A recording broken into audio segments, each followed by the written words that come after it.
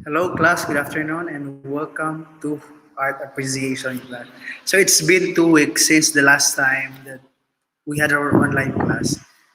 Kasi nga, we are still under GCQ and our school was locked down for 2 weeks. And finally, we're here and we're having our regular class or regular duty pero yun pa rin, no? We still observe health protocol kaya meron kaming skeletal system. So first thing is I'd like to congratulate everybody for the job well done. I really appreciate most of your outputs in playing instruments. Although medyo happy ako lang yung pag-discuss natin in musical instrument, but as what I had observed based on your performances that you've sent, the videos that you have uploaded, they are really amazing.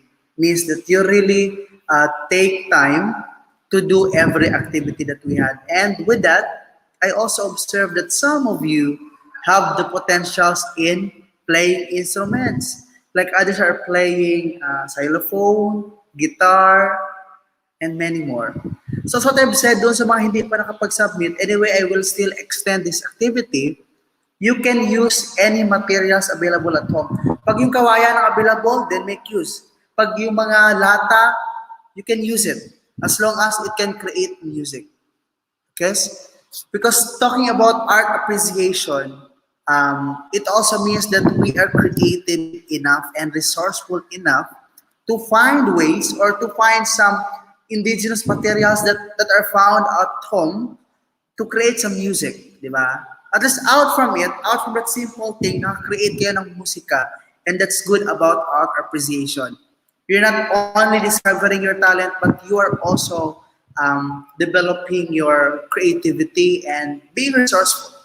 Okay? So this afternoon, I'm going to discuss, we are now on the chapter 5 of our discussion, and this this chapter deals more on paintings, and this topic is also interesting and also expect some activity pertaining to painting, no?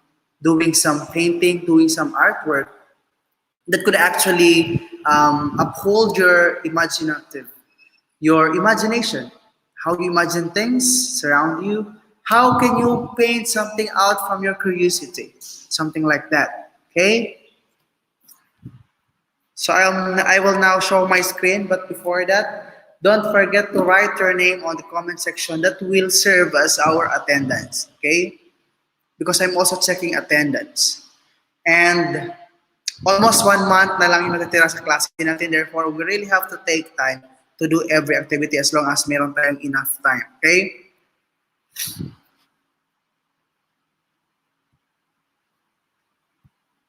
gonna share my screen now for the excuse me, for our lesson this afternoon.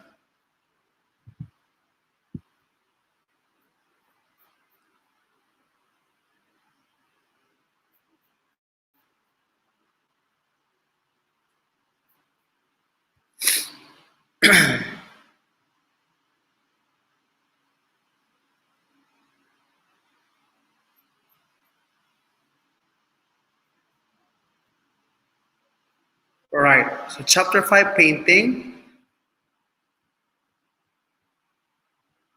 But before we start, let us first digest this quotation from Henry Wards Becker that says, every artist dips his brush in his own soul and paints his own nature, into his picture. So that this will tell us that our art, all the things that we do is from our soul. It's a representation or manifestation of human lives, okay? The nature. Sometimes we paint what we want to express. Basically, when we talk about art, this talks about expression. Sometimes what we see in the nature, we put it into painting. Sometimes what we feel, we express it through painting. And that's good about this. Now, these are the objectives for this afternoon's lesson. First, you have to identify the elements of painting. So ano ba yung elements of painting? Show the importance of the color wheel. I know you're very familiar with the color wheel. It was started during your elementary, secondary, even in your senior high school, I guess. You're also doing activities which usually use the color wheel. You have your colors. So in this activity or in this lesson, I wanted to provide some, materials to be used in painting like color, pastel, so anything, any color as long as it can create some good output. Convey an idea about the symbolism and meaning of the colors. So in here, we're not just simply painting something. We're not just simply putting colors, but we will understand what is the meaning of the color. Ano ba yung representasyon ng bawat kulay na ating gamitin or the symbol. Kapag red ba, di ba? Basically, when you said red, it's what? It's being fearless. It's being strong. What? It's a sign of war, love, di ba? Pag white naman, minsan, we come up with the idea of peace, di ba? Something like that. And finally, of course, every end of our activity or discussion, we always have to demonstrate knowledge about the mediums in painting and its characteristics. Okay?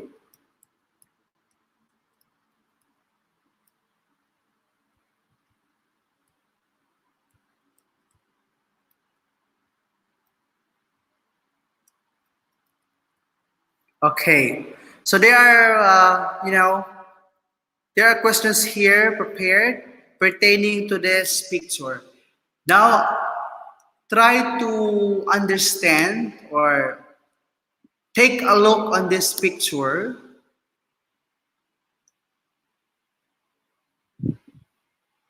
And write on the comment section, what do you think is the meaning of this? Or what does this picture imply? So I want you to make your own perspective. So anyway, in this class, we are really, recognizing everyone's difference in ideas. No? Therefore, I want you to come up something with an idea pertaining to this picture. How does this or what does this photo imply? So I want you to write your answer in the comment section with your name and section. Take note when you write your answer on the comment section, always input your name and section. Okay, I will give you 1 minute for this. Okay, so ano ito? Ano kaya ibig sabihin? Ano yung pagkaunawa niyo based sa larawang aking pinapakita on your screen? Don't forget to write your answer in the comment section with your section, course and section. Okay? All right. Let's continue. Now let's begin with the elements of painting. Painting is a style of creating an expression by applying colors to a flat surface or any medium like canvas, clay, glass, paper, walls, leaf, paper, or woods. Of course, when you say painting, it's a what? A sort of expression by putting colors to flat surface. Papel, di ba? We put color, we draw using canvas, etc. Abstraction or composition, drawing, and other aesthetics may serve to manifest the expressive and conceptual intention of the artist. That's according to Mayer 1970. So as what I've said earlier, sometimes since art is a form of expression, most of the time, the one that being painted by somebody, by a certain artist, represent himself, represent his feeling, represent his what? His intent. Kapag gusto niyang i-express yung damdamin niya sa gobyerno, probably she or he would paint something that will symbolize maybe the kind of governance in our country. So parang ganun. Kapag galit ka naman, most of the time, of course, dapat it will reflect on the painting you have. Now, it is an unspoken and mostly unrecognized dialogue where paint speaks silently in masses and colors and the artist responds in moods. For this is a communication. Di ba, as you look on the painting, parang papasok yung maraming mensahe sa'yo. Means, although it's indirect, walang taong nagsasabi sa'yo, okay, this painting is about love. Di ba, wala. But we as a human being, we actually create our own interpretation based on the picture or based on the painting we see, no, anywhere. And We cannot also deny the fact that every individual has his or her own interpretation. We are unique when it comes to interpretation. When we interpret things, we interpret paintings differently. Sometimes we input our experience, di ba? Minsan sa pag-interpret ng isang bagay, we use our experience. We use biographical approach, our lives. Kung ano yung pananaw natin, that's biographical approach. Sometimes kung ano yung pinagdaanan natin, that will define or that will, that will merit how we interpret things. Kaya, I expect in every painting talaga, iba-iba yung gusto, iba-iba yung interpretation. And, depende rin sa taste. Minsan may mga painting na parang simple, pero bakit sobrang mahal? Bakit sobrang ganda sa iba? Because they have their own interpretation of painting. They have their own quality or standard of aesthetic or beauty. Paint records the most delicate gesture. Bakit kaya? Bakit it considered as the most delicate gesture? Kasi pag mali pa ng gesture ng kamay mo, kunting galaw lang, mag-iiba yung image, mag-iiba yung concept, at the same time, mag-iiba yung mensahe. Kasi yun, that what makes painting as crucial. Medyo critical ang painting compared to other forms of arts. Kasi nga ang painting dapat focus, dapat alam mo yung saan tutungo yung ballpen mo or yung lapis or yung gamit mong pencil, and the use of color. Kaya tinawag siyang delicate gesture. So it tells whether the painter sat or stood or crouched in front of the canvas. So depende na yun sa atin. Minsan upo, patayo. It depends upon the style of a certain artist. It loaded with narrative content, symbolism, or emotion. Yan.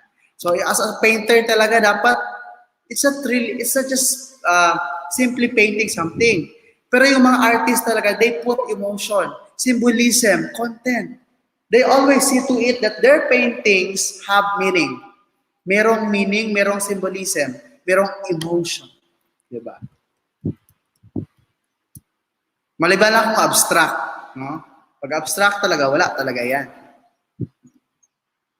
A beautiful painting is not made by photographic likeness, but rather by good composition. But the artist, the harmony in his work will depend on the selection of appropriate devices peculiar to the medium and the use of certain principles to relate them. Minsan nakabase din yung kagandahan ng isang artwork sa mga materials na ginagamit. It's not about idea, pero kailangan din ng enough na materials. Dapat maganda yung combination of color, pero minsan, we cannot materialize this kasi nga, we are lack of these materials. A unique style emerges when an artist recognizes his or her personal preference of dominant design elements, consciousness, emphasis dominant elements. Okay. Now, the significant aspect of painting are the line, color, texture, perspective, shapes, and symbols. So there are 1, 2, 3, 5, 6. There are 6 significant aspects of paintings. Ibig sabihin, ito yung kailangan natin i-consider when we do painting. That's according to Nohai 2018. So the line, color, texture, perspective, shapes, and symbols. So ito, actually ito paulit-ulit na to. It has been, discussed to you, elementary, high school. Alam ko may arts din kayo. So line, hindi ko na kaya na-explain anong line. Ha? Color, kailangan ko pa i-explain ang color. So dapat we should know how to use color appropriately. So kapag line, andyan yung vertical, horizontal, diagonal, and curve. Nakadepende sa style, concept ng ating painting. Okay? So yan. Each line has its meaning. Vertical line, stress action, strength, dynamism. So I want you also to digest this symbolism on line. So may mga meaning ang mga line. Kapag vertical line, this means stress action, strength, dynamism, horizontal lines. So yan. Yan yung vertical line ha, meaning niya stress action, strength, and dynamism. Kapag horizontal lines naman means serenity, calmness, stability. Then kapag diagonal line naman, that means there is a expressed tension movement. Kasi Kasi pag ganyan-ganyan siya diagonal, di ba? Or ko. Kapag curve naman, it appears softness, flexibility, and gentleness. Just take down it one lang. Then the artist use color to convey feelings and moods they're painting. It is the result of wavelengths of lights reflecting objects. And don't you know that using color or using appropriate color could actually add beauty, could actually give essence or justice to the painting. Kasi hindi lahat ng tao naka-appreciate ng mga painting that only, uses black and white, no? But there are people who actually appreciate painting when there are different colors used. Diba? Kasi parang there is a life in it. Parang may buhay talaga. And that represents nature. As we can see, nature is really colorful. It is composed of three distinct qualities such as hue, saturation, and value.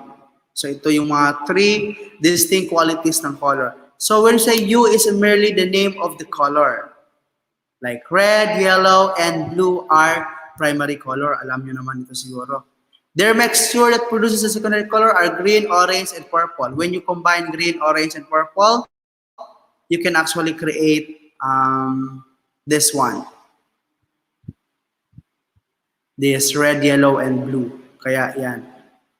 Sila yung primary color kasi you can create different colors out from red, yellow, and blue. Alam niyo siguro yan, no? Especially kapag you are doing your color wheel. Texture.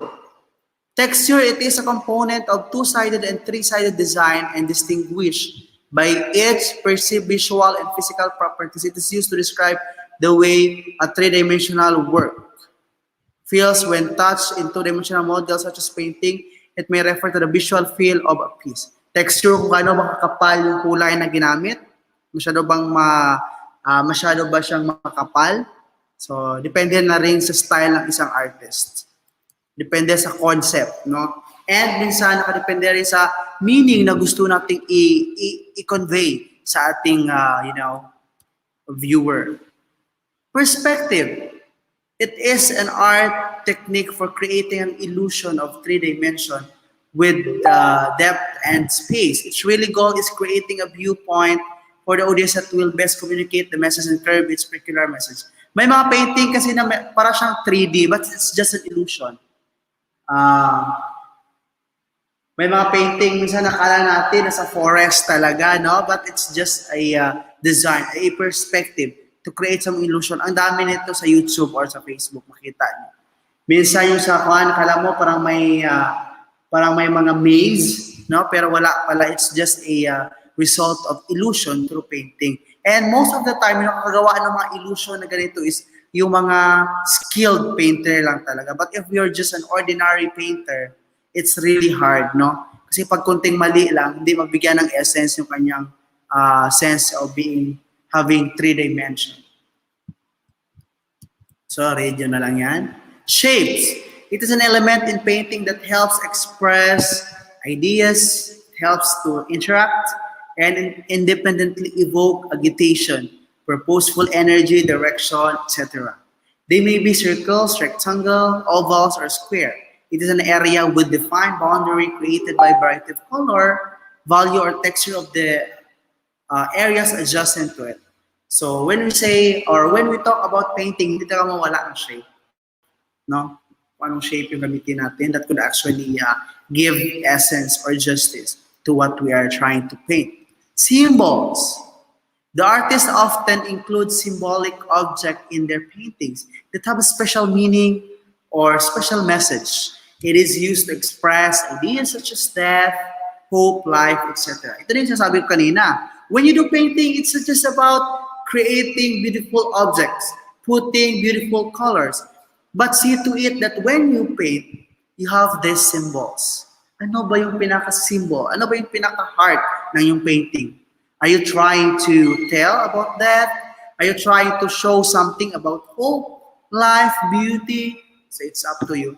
Kaya nga, bawat author, as what I've said, it's what we call biographical. Minsan, yung konsepto ng isang artist ay nakabase sa kanyang experience.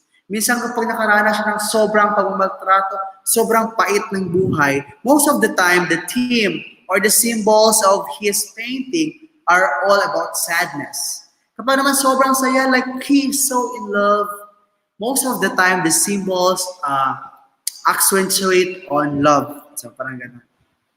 Now the color wheels and its categories. So I guess I don't have to explain this.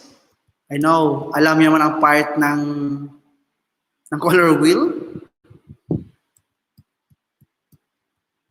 So after this, or maybe tomorrow, I'll be uploading activity. Please check it in our e-leads. So magsa-start na yung activity natin pertaining to paintings. So yan, color wheels and its categories.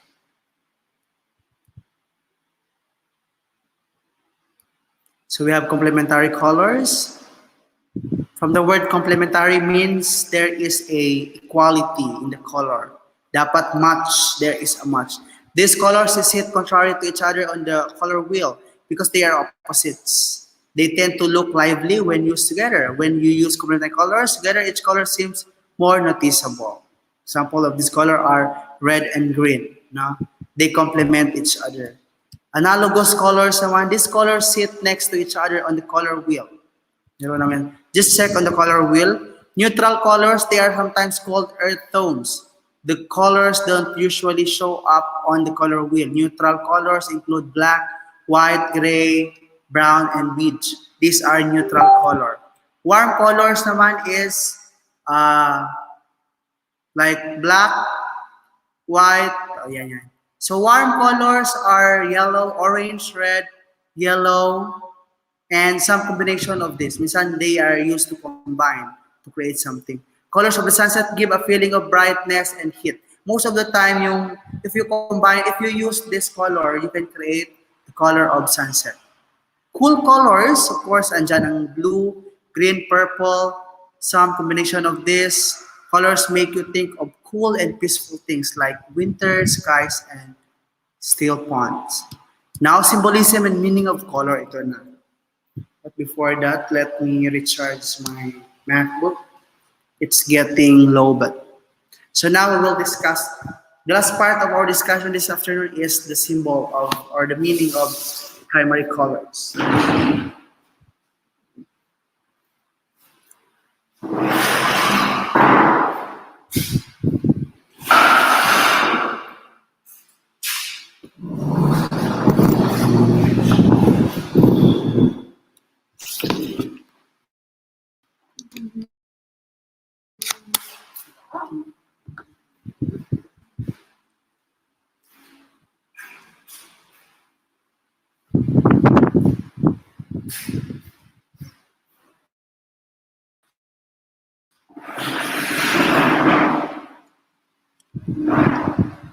Right. So symbolism and meaning